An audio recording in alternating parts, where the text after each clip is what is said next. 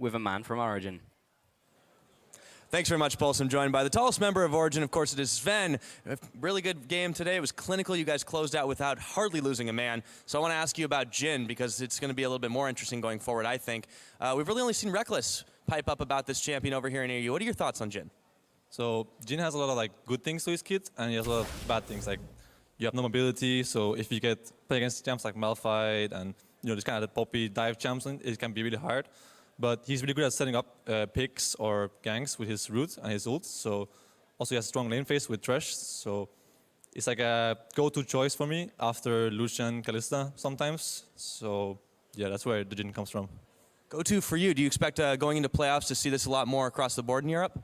I think a lot of EU players have Jin as their third choice as AD carry after Kalista and Lucian, or Ezreal for that matter. So I think Jin is going to be played a lot more, especially since Kalista is banned so often. So, yeah. All right, well, I'm looking forward to seeing more of it. Now, let's talk about tomorrow, because you're going to be facing down Fnatic in a rematch from week number 1. Looking ahead to that matchup, obviously today didn't present you guys with too much challenge. How are you preparing for Fnatic tomorrow, and considering all playoff seeding implications, how do you expect to do? I think we're going to be fine. We prepare for Fnatic like we prepare for every other team. It's not...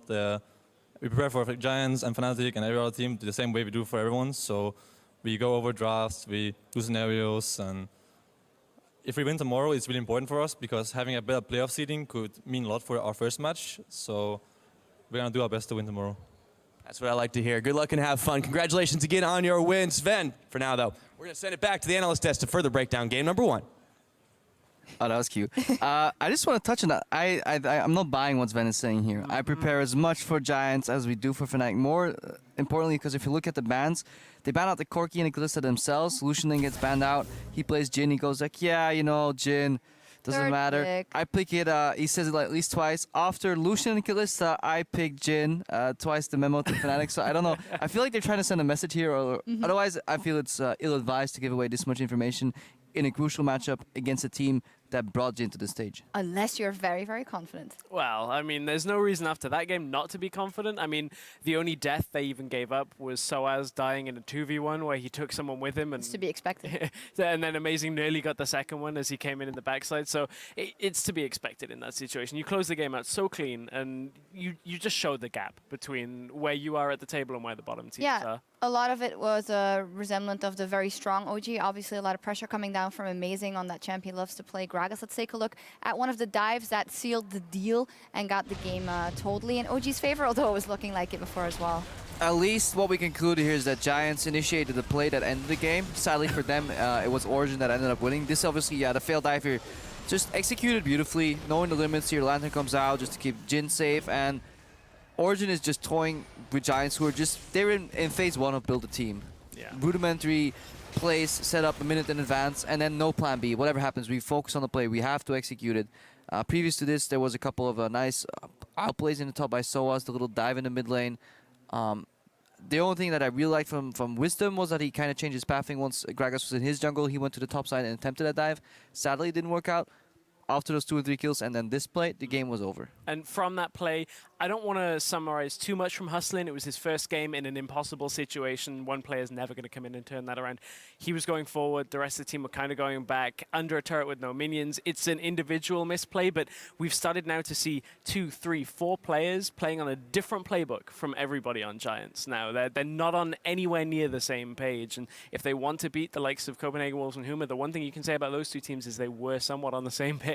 And it's also just so hard for Giants to find any progression on the stage, because in the last 3 games, they've got 4 kills. That's it. So the game starts, we practice the first 5 minutes, and by that point, it's almost over if you're Giants. So it's so hard to practice, and then it has to be so demoralizing when you get to the scrims. The language barriers there too. So I hope they find a magic fix, because otherwise the next week will be incredibly rough. Yeah, it's Thursday already, and to illustrate it, they haven't gotten any dragons, no first blood, no first towers with their new lineup. 9k gold deficit at 20 minutes.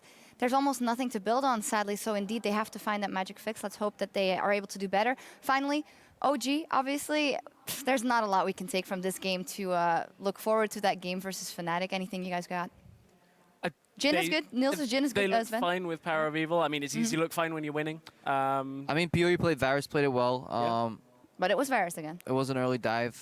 Other than that, I don't think the good thing for OG is that Fnatic can't take much from this match either. So their Yeah, prep, they that's know true. that their prep is still the same coming in. So they didn't reveal anything except that they played Jhin. But hey, Hey, surprise. That's the bottom line. Indeed, we need to take a quick break, but the action is just getting started.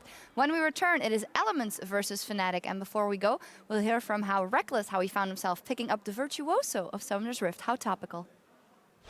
Well, basically, when Jhin was released, I told Daylor that I could kind of feel that this champion had an insanely high skill cap.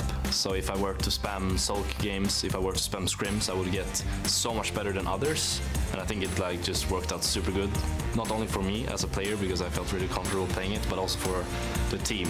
Because for once, they didn't really have to adapt around me, because Jhin is the kind of champion that can just adapt around everyone else due to the kit he has.